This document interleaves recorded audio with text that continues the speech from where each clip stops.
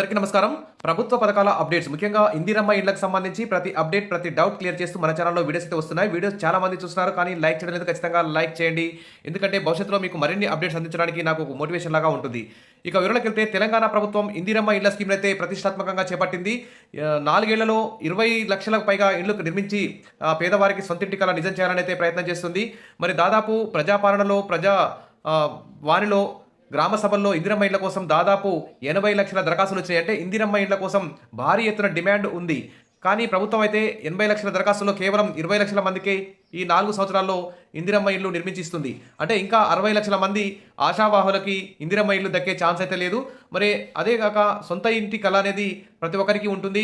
ఇటు గ్రామీణ ప్రాంతాల్లో అయితే కొంచెం తక్కువ ఖర్చుతో ఇల్లు అయితే నిర్మించుకోవచ్చు. కానీ పట్టణ ప్రాంతాలు, సిటీ చుట్టుపక్కల అయితే చాలా ఇల్లు నిర్మించుకోవాలంటే ప్లాట్ కొనాలన్నా, ఇల్లు కట్టుకోవాలన్నా చాలా పేదవారికి, మధ్యతరగతి వారికి అయితే చాలా ఇబ్బందులు ఎదుర్కొనే అవకాశం ఉంటుంది. కాబట్టి ప్రభుత్వం ఒక తీపి కబురు అయితే చెప్పబోతుంది. మధ్యతరగతి వర్గాల వారికి హైదరాబాద్ చుట్టూ, ఔటర్ రింగ్ రోడ్ చుట్టూ తక్కువ ధరలకే ఒక హౌసింగ్ బోర్డ్ లాగా నిర్మించి ఇండ్లు నిర్మించి తక్కువ ధరకే ఇండ్లు పేదవారికి, మధ్యతరగతి వారికి ఇవ్వాలని చెప్పేసి ఎంతో కొంత డబ్బులు తీసుకొని కట్టించుకొని తక్కువ ధరకు హౌసింగ్ ఇండ్లు మంజూరు చేయాలని చెప్పేసి ప్రభుత్వం అయితే భావిస్తోంది.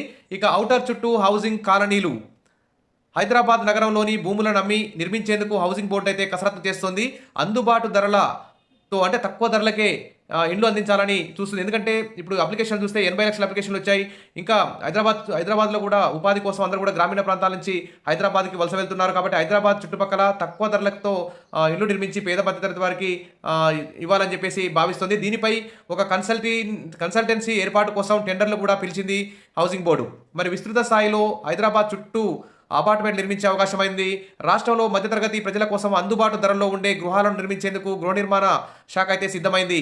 ఒకప్పుడు ఆసియాలోనే అతిపెద్ద కాలనీగా కేపీహెచ్బీ వంటి భారీ హౌసింగ్ కాలనీలు రూపొందించిన బోర్డు ఇప్పుడు హైదరాబాద్ ఔటర్ రింగ్ రోడ్డు చుట్టూ కాలనీలు నిర్మించి మధ్యతరగతి వారికి కొంత డబ్బులు కట్టించుకొని ఇవ్వాలని చూస్తుంది. ఇక ఉమ్మడి ఏపీలో 2013లో హైదరాబాద్ శివార్లలోని రావిర్యాలలో విల్లాల నిర్మాణమే హౌసింగ్ బోర్డు చివరి ప్రాజెక్టు కావడం గమనార్హం. తెలంగాణ ఏర్పాటయ్యాక ఒక్క ప్రాజెక్టు కూడా చేపట్టలేదు. సుమారు పుష్కర కాలం తర్వాత మళ్ళీ ఇప్పుడు గృహ నిర్మాణాలకు శ్రీకారం చుట్టబోతుంది. హౌసింగ్ బోర్డు ఆధ్వర్యంలో అందుబాటు ధరల్లో ఇళ్ల నిర్మించేందుకు పాలసీని రూపొందించాలని ప్రభుత్వం అయితే నిర్ణయించింది. ఇక ఆ పాలసీ ఎలా ఉండాలి, మరి హైదరాబాద్ చుట్టుపక్కల తక్కువ ధరలో ఇండ్లు అందుబాటులో ఉంచేందుకు అనుసరించాల్సిన పద్ధతులు ఏంటి, మరి ఏ నమూనాలో ఏ మోడల్లో ఇండ్లు నిర్మించాలి, మరి ఖర్చును తగ్గిస్తూ నాణ్యతను పెంచేందుకు మరి వినియోగించే ఆధునిక సాంకేతిక పరిజ్ఞానం తదితర అంశాలపై సూచనల కోసం ఒక కన్సల్టెన్సీని కూడా ఏర్పాటు చేయడం జరిగింది. ఇక ఈ మేరకు హౌసింగ్ బోర్డు అయితే బుధవారం టెండర్ నోటిఫికేషన్ కూడా జారీ చేసింది. ఈ నెల ఫిబ్రవరి 28న టెక్నికల్ బిడ్లు, మార్చి 3న ఫైనాన్షియల్ బిడ్లను కూడా తెరవనుంది. ఇక సిటీలో భూములు అమ్మి హైదరాబాద్ నగరం లోపల కాలనీలను నిర్మించాలంటే భారీగా ఖర్చు అయ్యే అవకాశం ఉంది. ఇండ్ల ధరలు కూడా ఎక్కువ ఉంటాయి. దీనితో మరి తక్కువ ధర అందుబాటు ధరల్లో ఇండ్లు ఉండేలా ఔటర్ రింగ్ రోడ్ చుట్టూ కాలనీలు నిర్మించాలని, అవి శాటిలైట్ టౌన్షిప్ల తరహాలో ఉండాలని ప్రభుత్వం నిర్ణయించింది. హౌసింగ్ బోర్డుకు చాలా ప్రాంతాల్లో వందల ఎకరాలు స్థలాలు ఉన్నాయి. కానీ వాటిలో దాదాపు 1200 ఎకరాలు వివాదాల్లో ఉన్నాయి. మరోవైపు హైదరాబాద్లోని పలు ప్రాంతాల్లో చిన్న చిన్న స్థలాలు కూడా హౌసింగ్ బోర్డు ఆధీనంలో ఉన్నాయి. ఇందులో ఖరీదైన ప్రాంతాల్లోని భూములను వేలం వేసి వచ్చిన డబ్బులతో హైదరాబాద్ చుట్టుపక్కల ఔటర్ రింగ్ రోడ్ చుట్టూ భూములు సేకరించాలని హౌసింగ్ బోర్డు అయితే భావిస్తోంది. ఇక ఇతర రాష్ట్రాల్లో కూడా అధ్యయనం చేసి మరి ఏ విధంగా అనంతర రాష్ట్రంలో హౌసింగ్ బోర్డు నామమాత్రంగా మారగా ఇతర రాష్ట్రాల్లో అయితే చాలా ఇండ్లు నిర్మించిస్తున్నాయి. ఈ క్రమంలో కన్సల్టెన్సీ ఆయా రాష్ట్రాల్లో పర్యటించి అధ్యయనం చేసి అనుసరించాల్సిన అంశాలను సూచిస్తుంది. ప్రస్తుతం హౌసింగ్ బోర్డు వద్ద డబ్బులైతే లేవు. అయితే వందల ఎకరాల ల్యాండ్ మాత్రం ఉంది. మరి ఆ ల్యాండ్ను తనఖా పెట్టి హడ్కో వంటి సంస్థల నుంచి కూడా రుణం తీసుకోవాలని భావిస్తున్నట్టు సమాచారం. ఆ నిధులతో హైదరాబాద్ చుట్టుపక్కల ఔటర్ రింగ్ రోడ్ చుట్టూ పేద మధ్యతరగతి వారికి కొన్ని తక్కువ డబ్బులు కట్టించుకొని ఇల్లు నిర్మించి ఇవ్వాలని చెప్పేసి అపార్ట్మెంట్ల తరాలు నిర్మించాలని చూస్తుంది. మరి అపార్ట్మెంట్ల నిర్మాణానికి ఛాన్స్. గతంలో హౌసింగ్ బోర్డు రూపొందించిన కాలనీల్లో 80% ఇండిపెండెంట్ ఇళ్లే ఉన్నాయి. అప్పట్లో ఇండిపెండెంట్ ఇళ్లకే డిమాండ్ ఉండడంతో వాటిని నిర్మించింది. ఎల్ఐజీ కేటగిరీలో అంటే లో ఇన్కమ్ గ్రూప్ కేటగిరీలో మాత్రం అతి తక్కువ ఆదాయ వర్గాల కోసం క్వార్టర్ల రూపంలో ఇళ్ల నిర్మించింది. ఇప్పుడు భూముల ధరలు అధికంగా ఉన్నందున మరి ఇండిపెండెంట్ ఇళ్ల నిర్మాణం కాకుండా విస్తృత స్థాయిలో అపార్ట్మెంట్లను నిర్మించి ఇచ్చే అవకాశం అయితే ఉంది.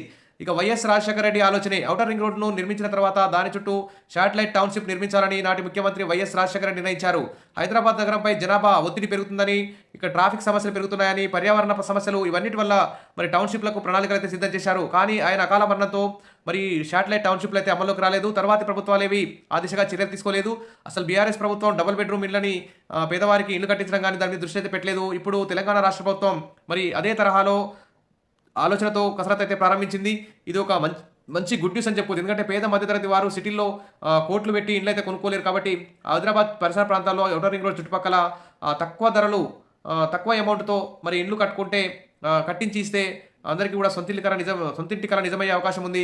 ప్రభుత్వానికి కూడా మంచి పేరు వచ్చే అవకాశం ఉంది కాబట్టి ప్రభుత్వం ఈ దిశగా చర్యలు తీసుకోవాలి. అదేవిధంగా రాష్ట్ర వ్యాప్తంగా ఇందిరమ్మ ఇళ్లకు సంబంధించి కూడా మార్చి 2వ వారంలో ఫైనల్ లిస్ట్ పెట్టి నిజమైన అర్హులకి ఇందిరమ్మ ఇల్లు కూడా మంజూరు చేసి ఇటు 4 ఏళ్లలో 20 లక్షల ఇందిరమ్మ ఇల్లు కట్టించి పేదవారికి అందరికీ ఇవ్వడం.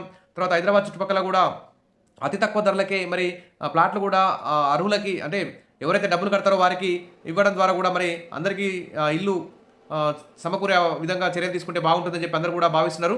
Wish you all the best. మరిన్ని అప్డేట్స్ కోసం మన ఛానల్ని ఫాలో అవుతుండండి. వీడియోస్ అయితే లైక్ చేసి ఉండండి. Thank you.